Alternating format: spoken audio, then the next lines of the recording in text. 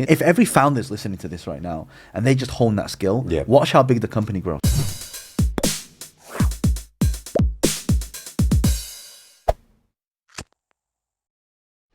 All right, we're here with John Lee, and to do the introductions, I'm going to get AI or this. He's a powerhouse when it comes to the speaking industry, but not only that, when it comes to the entrepreneurship circles, the investment circles, he is a well-known name and brand in the industry. He's a self-made millionaire at the age of 27. He started off with a real estate businesses, and right now he's very much into tech-based businesses, including Web 3.0. That means blockchain, crypto, because John Lee is constantly on the cutting edge when it comes to hopping onto the latest trends, and that is why people come to him, be it celebrities, athletes, CEOs, come to him for his mentorship and guidance to grow and break through to the next level in their business, in their careers, in their lives. And he is the author of Business Hack. He shared the stage with internationally renowned figures, including Bill Clinton, Sir Richard Branson, Lord Alan Sugar, and Damon John, just to name a few. He's been featured in major publications such as Forbes, The Wall Street Journal, and he was even awarded Man of the Year in 2017 by the Global Women magazine. And there's no surprise why he was awarded that. All right, John Lee, how are you? Good. Awesome. So here, I would like to start with, it could be a sensitive question. Mm-hmm. You don't have to answer it if you don't want to. But I really want to know, since there have been research in music and sayings where people say, more money, more problem. True, false? True. Huh? I wasn't expecting that. Okay. What do you mean more money, more problems? So new level, new devil. Ah. Right? So look, here's the problem. The bigger you become, the bigger your target is on your back. Right. So you have to start worrying about stuff. So it's interesting because a friend always says to me, like, John, the more stuff that you buy, the more stuff that starts owning you. For example, like you start getting bigger problems. Like, okay, if you buy, a £500,000 car. Right? Or you buy properties all around the world. Right? Or you buy, £1 million watch. Right? There's problems that come with that.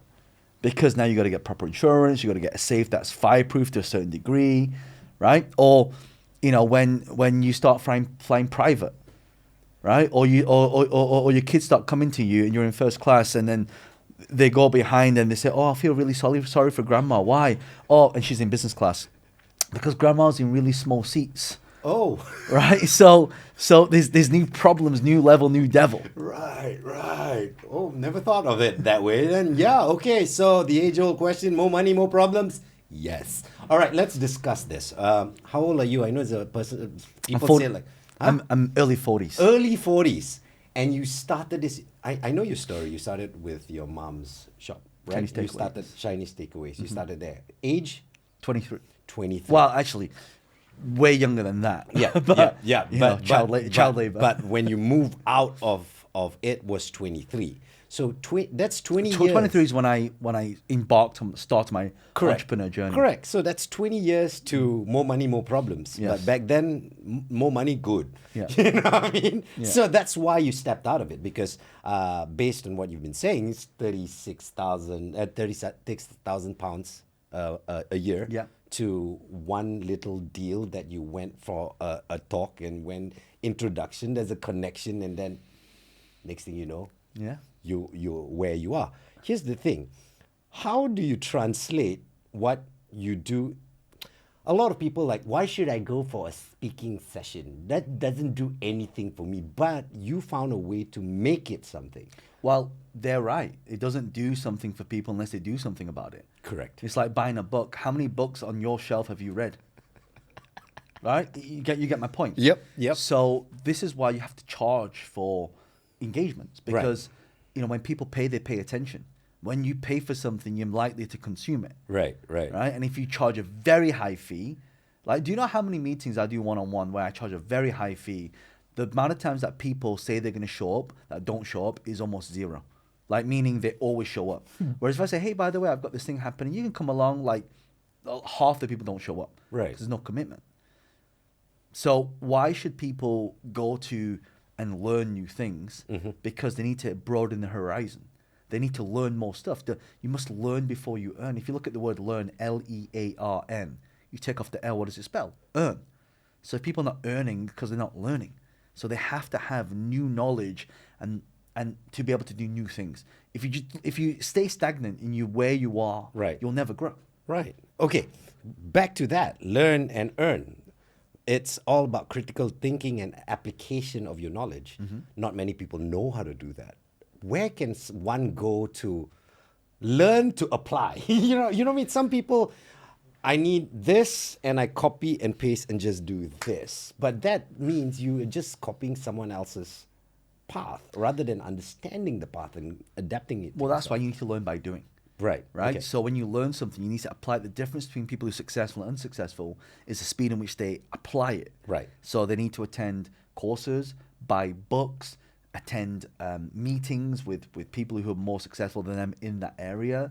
They need to get a coach, they need to get a mentor. Even to, like, you look at all successful people in the world, Yeah. they all have mentors and coaches or advisors.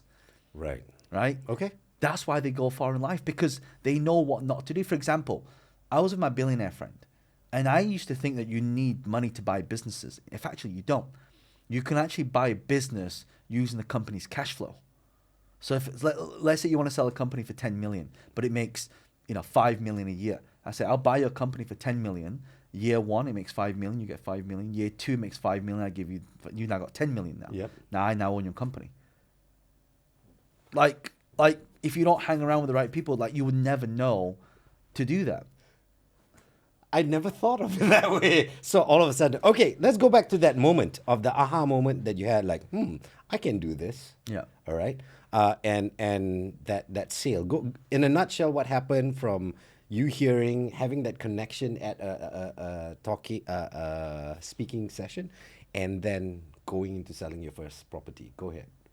In a nutshell, what happened? So I needed to pay £350 to attend this seminar. I didn't have £350. So I went to my Uncle Chia and asked him for the money. And at first he wouldn't give me the money because he said, oh, it sounds like a scam. I'm like, well, okay, you just give me the money, or you invest in me, you sponsor me, right? It's very different. So really important in business, it's not what you say, it's how you say it. So I said, you sponsor me, and the first 2 deals, I will give you the first 2 deals. And that was kind of like the worst negotiation I ever done, because he made a lot of money from that. Yes. Right?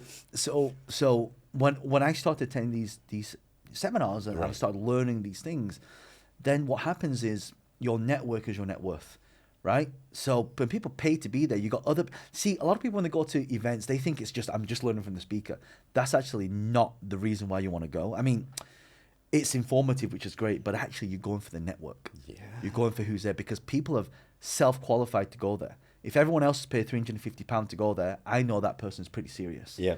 Right? And actually, a lot of the deals that I've done has been within the network. It hasn't really come from me learning the stuff and going finding the stuff. Yeah, deals in the past came like that, but a lot of the money in indirect translation to income earning potential has come with people that I'm with, Right. that are in that network, that are in that community. So, remember this next time you go to a speaking session. Yes, pay attention to the speaker. Lunchtime or any break, speak to everyone you can see. Everyone who's smiling at you, go speak to them, because you never know who you're going to speak to. He could be the next brilliant billionaire or something like that. Like Steve Jobs doesn't know how to build computers. He met the right people who know what to do. Right. So that's basically it. So if you're in a room of people knowing how to do things and you leverage off that, Like, you have to know how to build teams. Correct. You have to find the right people at the right time with the same attitude, and you got to be aligned. Right. That's why the reason why Steve Jobs did so well is because he was a visionary. He could distort your reality to see what he could see. Correct. And so that's why being a great communicator and learning that and honing that skill will pay. Like if every founder is listening to this right now and they just hone that skill, Yeah. watch how big the company grows. Exactly. And being able to communicate also helps the company itself, because within the company, if you can communicate your ideas to the people working in the company, it helps, right? Of course. Yeah. Because now they're not just doing a job. right? They're doing a job with a vision, with an end goal in mind that's all aligned. Right. And if everybody's trying to get to the same thing, you'll get there faster. That's why they say if you want to go fast, go by yourself.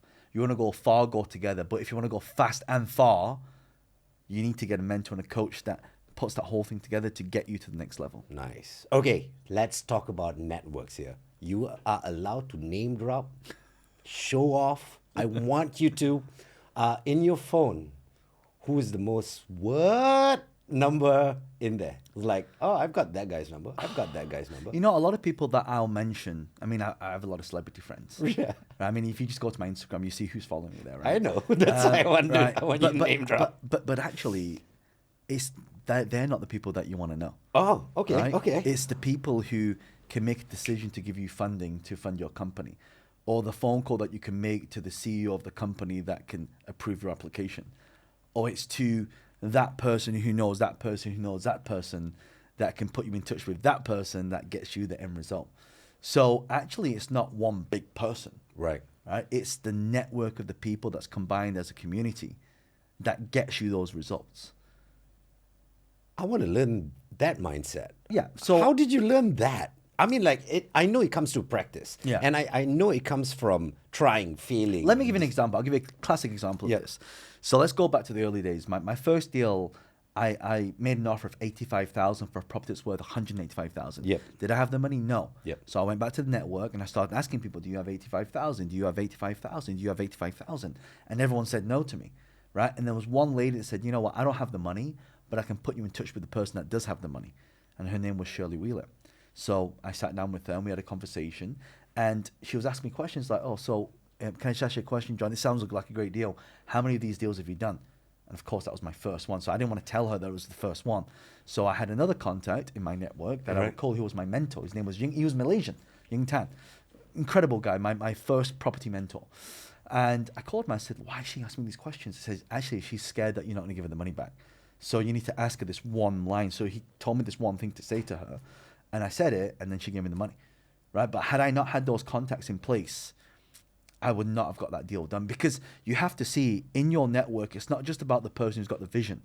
It's the person that actually makes the thing happen. Right. It's the connectors, like the person that can connect you with people. It's also the deal maker that can see both sides of the coins and put it together. Yep. And there's also the executor, and then the person puts the systems in place. So when you ask me who are my contacts on my phone, every one of them by itself is no value. You have to integrate them and see who play. Like when you're playing football, right? You can't just all be in defense. Correct. You got to have your strikers. Correct. Otherwise, you'll never score goals. Correct. So in my phone, I've got a combination of midfield, strikers, defense. Right? I've got them all. Right? But it's knowing how to place the chess pieces. It's knowing where to put one in front of the other. What's your next move? That's why you have to be strategic. That's why I spend a lot of time strategically thinking. A lot of people never take time for strategic thinking. Yeah. They're just like always in it. Like, okay, just take an hour out of your time, put your phone away, and just have a piece of paper and a pad and start writing. Not many people do that. No. That's good advice. But I just reminded to anyone who goes to any of his speaking things, remember to ask him, what was that one phrase that a guy taught you? I want to know that phrase. Because you notice he's like, that one phrase, and he never told us. And then we're like, I'm going to ask you after this because I want to find out. But then if you want to find out for yourself, go ask him. Here's the thing. You said that moment, all right? I know we all, when we're young, we are that. Go, go, go, go, go. Don't stop. When did you realize pausing helps? What was that thing? There was something that made you break and go, hey, I need a break. And then you realize, wait, break helps. You know, there was one time I was on stage in Singapore. Okay. And I just got off a flight from Australia. And I landed. And this was like back-to-back tours. So it was like Sydney, Brisbane, Melbourne, and then back to Kuala Lumpur and Singapore, like just back-to-back. And I remember when I landed, I got on stage and I was all right for the first, I don't know, was it jet lag? I don't know what it was. But I was speaking and like I couldn't breathe. I'm like, why can't I breathe? Like my chest got really tight. Right. And that's probably the first point in my life that I got really scared. And this was right before COVID, right? So everyone was talking about these scary things, right? And so, yes, hustling is important. Like you need hustle power to survive as an entrepreneur. Right.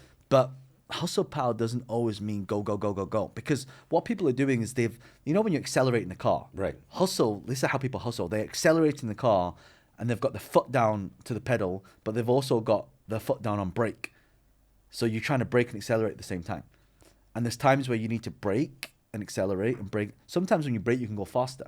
Like a lot of people brake into a corner when they're taking it, right? So you can go faster through a corner by knowing when to brake and how to brake And and when just to tapping the brake. accelerate. Correct.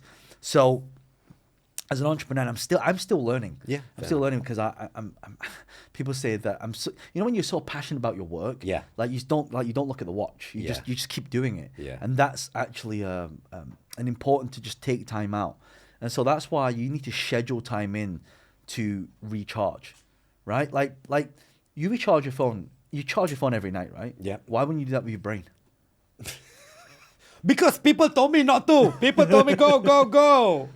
Right. No one told me break. Right. So, yeah. Self-care is important. Yeah. So like, I do a lot of like practices like cold plungers, hot saunas, glucose monitoring. I also have a device that I wear on my finger that tells me how much sleep I'm getting, because your cognitive thoughts and processes, depending on how much sleep people get, is really important.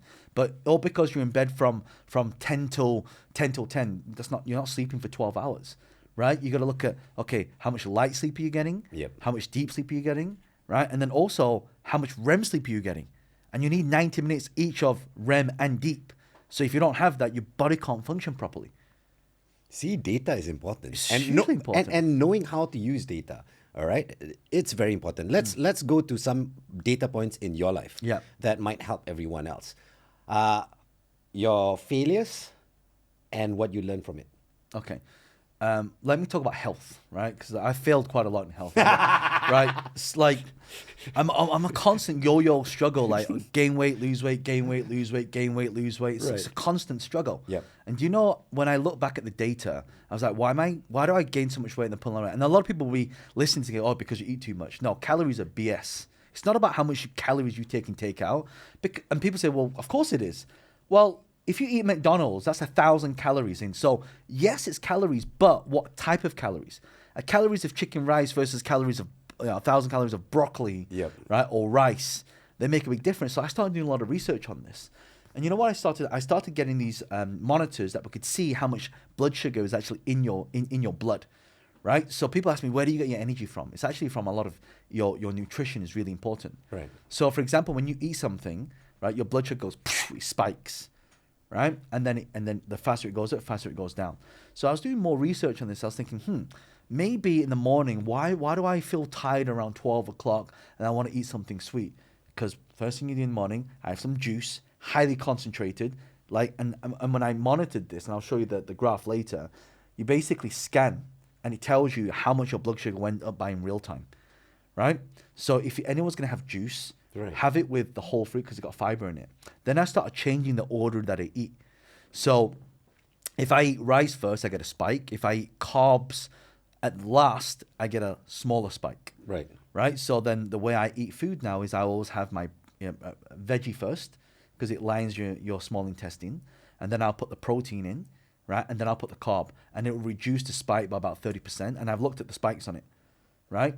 So all these things make a difference. Every time I have apple cider vinegar in the morning, my spikes are not like mountains sharp. They're like hills where it's kind of like this. Because the faster you spike, the faster you fall, you lose energy. Correct. Right? And of course, there's this concept called glycation, right? That basically kills you faster. So all these things make a massive difference on your impact, your cognitive thoughts, your energy, your health, your longevity. See, not about business only, okay? You all just think this fella money. No, he just taught you how to be healthy by just understanding your own body, which is the important thing even in your business. Understanding your business and so on and so forth, right? Yeah. So here's the thing. You mentioned like moving on, building companies, multiple companies as well. Why not doing that? But to do that, there's a bit of fear for everyone. It's like, what if it fails?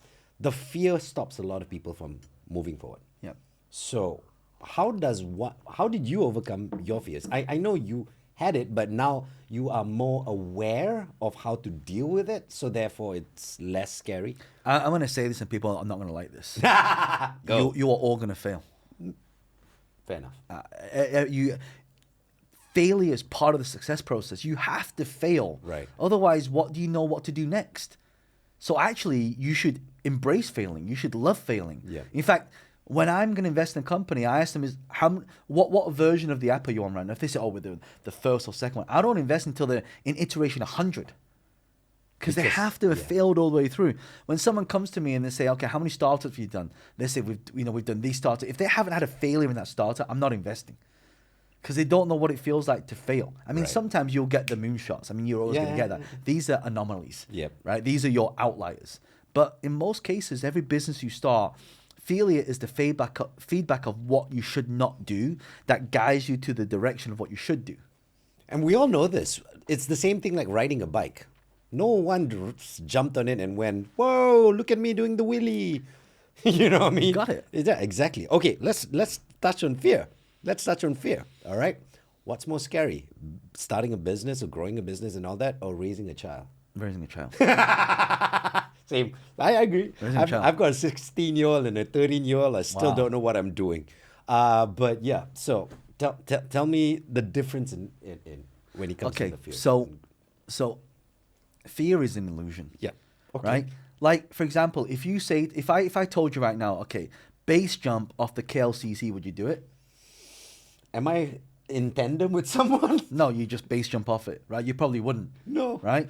But let's say you've base jumped off mountains, you've base jumped off the Burj Khalifa, and you've done it a million times. Is it risky to you or is it not risky? No, it's not there risky. is some element of risk there, isn't there? Yeah. But because you're been ingrained to do it over and over and over again, it's not risky to you. So what you perceive as risky, I may not. Whereas I perceive what's risky may not be risky to you.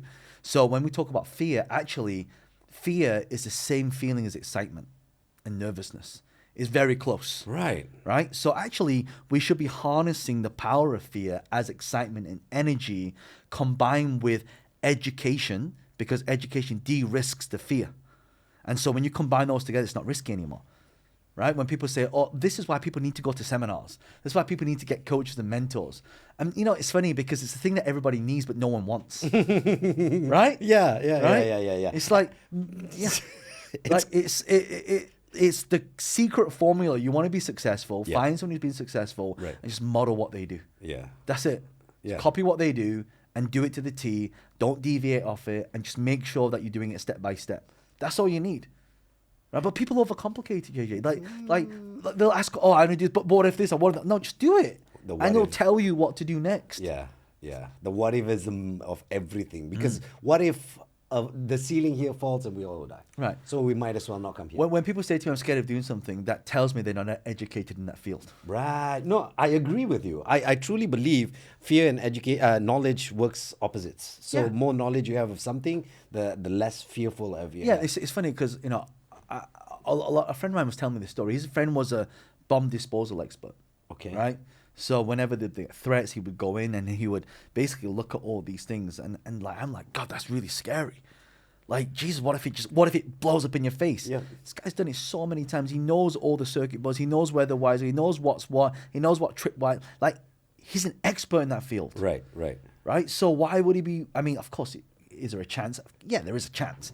But the chance is minimal. So actually, everything you do from now on needs to be minimum. Like, for example, when people ask me, what business should I start? I said, I don't know. Mm-hmm. I said, what business do you want to start? And they go, well, I don't know. I said, well, if you did know, what would you start? And they would say, well, I would do something in the Web3 space. Okay, right. So if you did that, what would it be? Oh, it'd be something to do with maybe creating my own token. Okay, well, what needs to happen to do that? Well, I need to find a blockchain developer. I need to find a smart contract. Okay, then you need to build a community. Right. So now you know what to do, worked all the way back and test it. So something called an MVP, product market fit. That's how all Silicon Valley does it. They take a simple concept, they test it to see if it works, and if it works, it gains traction, then they scale it. That's how it works.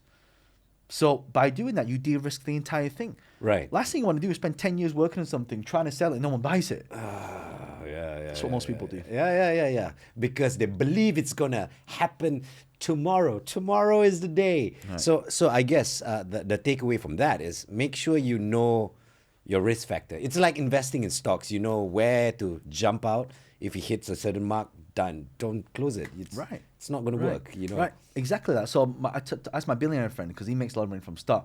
I said, can I ask you, how often do you lose money? He says, very, very rarely. I said, really? And so he showed me this chart, and he told me these two. I'll tell you later. He told me these because we can't give financial advice on this podcast, of course, right? But he basically told me these two things, because the two things are, how do you enter the market, right, and how do you exit the market? Those are the two things. Because most people, they get in on the ride, it's too high, everyone sells, and then they lose money, or they get into on the opposite. Correct. So he taught me this thing, and I thought, I didn't believe him. He said, you don't believe me, back test it. So I went back to all the charts. He said, pick any stock. And he told me the stock, and I looked at it, and I thought, wow, it really works. That's why he's a billionaire. Yeah. So now when I'm going to be investing in companies, if I know, if a company's listening, they want me to come as an advisor, how do I know if the stock's going to do well? I'll back test using that strategy. Smart. Okay, let's go back to family. I know family is important to you because one of the things you like whenever you go around the world is to bring family around. Okay. Yeah. How old is your daughter again? She's 5. She's 5. What does she think daddy do? I don't know. Have you ever had the conversation? My entire family actually don't know what I do. they just see me in front of thousands of people, or like when my family's out, I get people walking up to me asking for a picture, and my family's like, well, why are they taking a picture with you?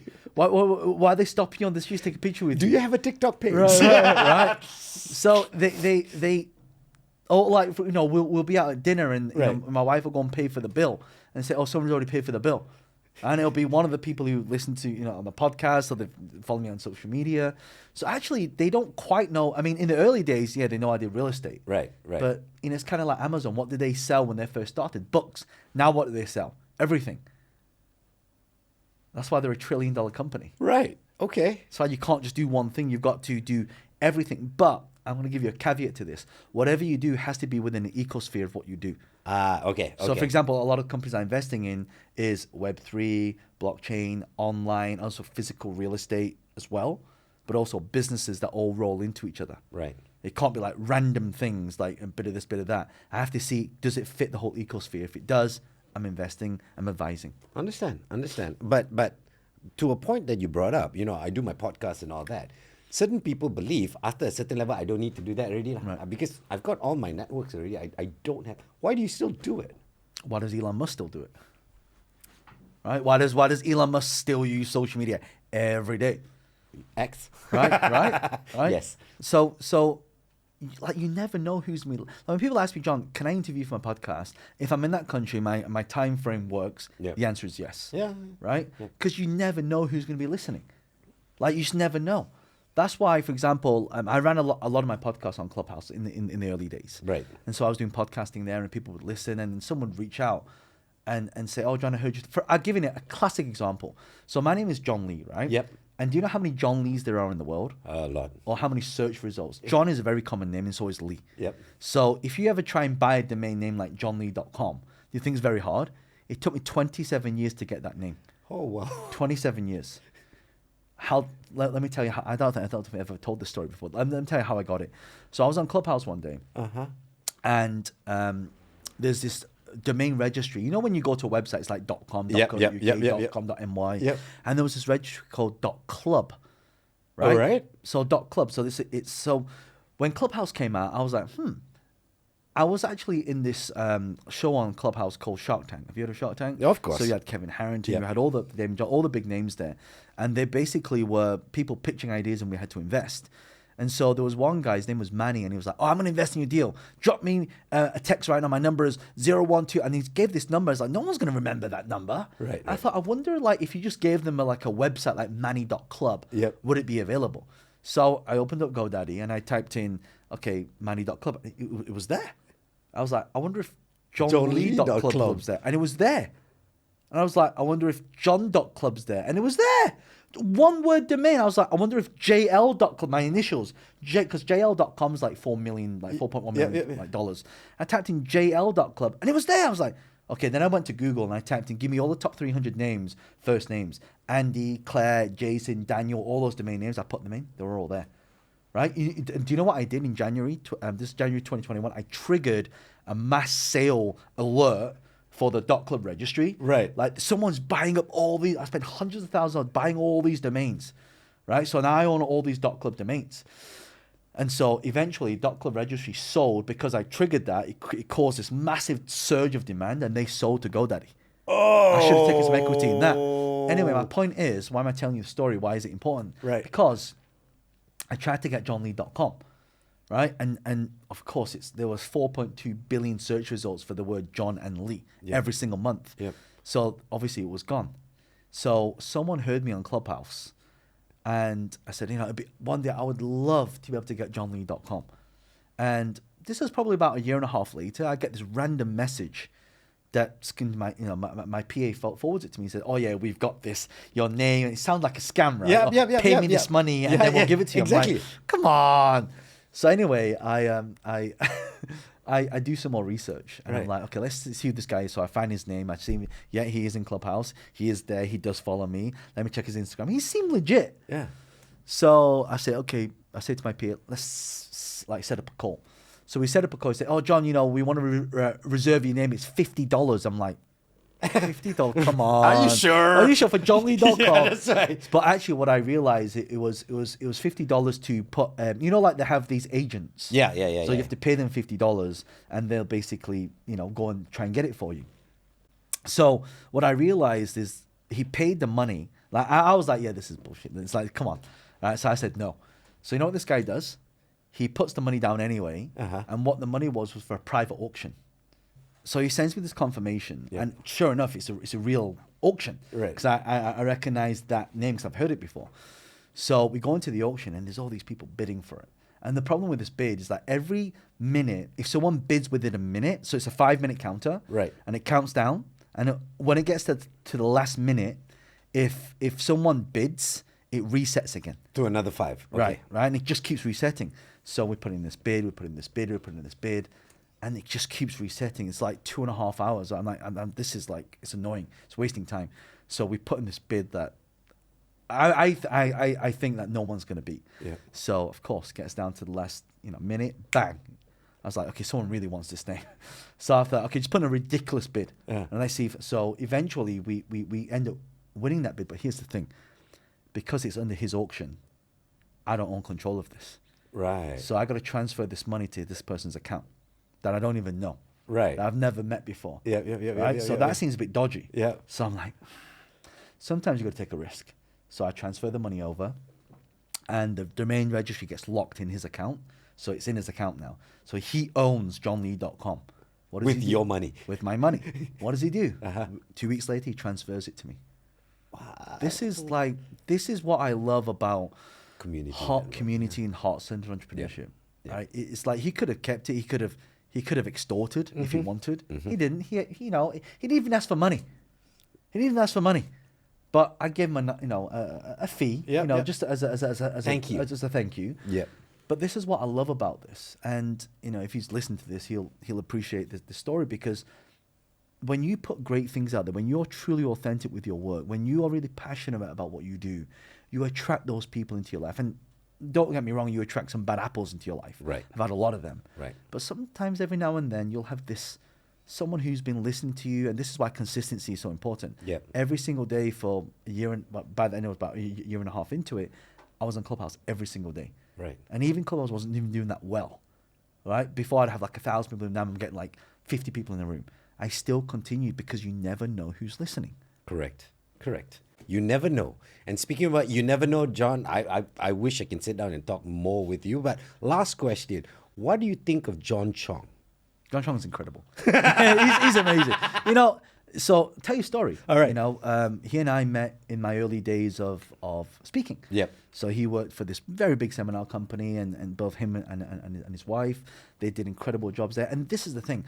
I would never know 20 years on that we would still be working together. Right. In fact, it was probably 8 years in that, we kind of was touring together in lots of different countries around the world. And, one time he just drops me a message out of the blue.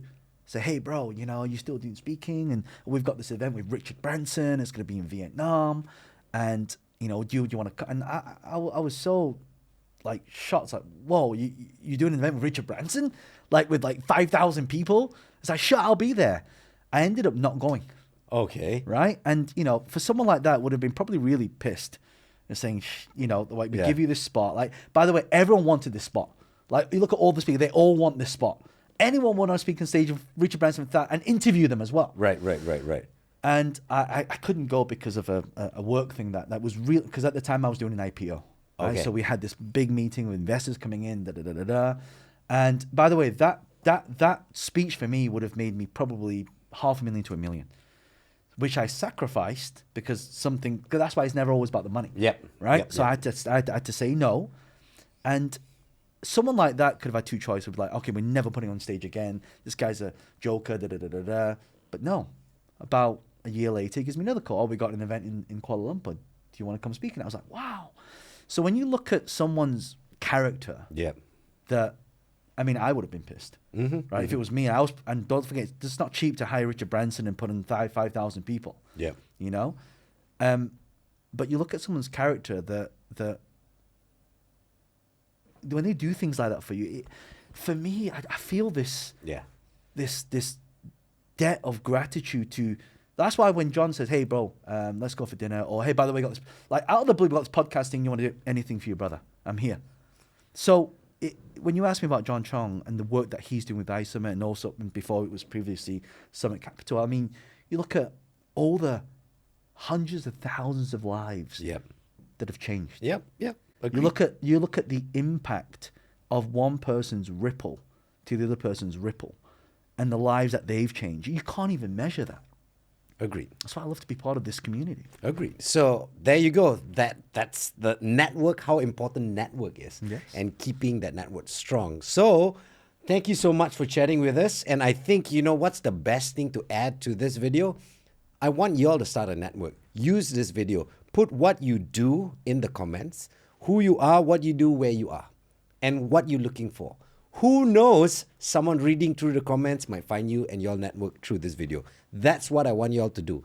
Put your name, what you do, and what you're looking for in the comments, all right? And thank you so much for chatting. Till we see you again, bye-bye.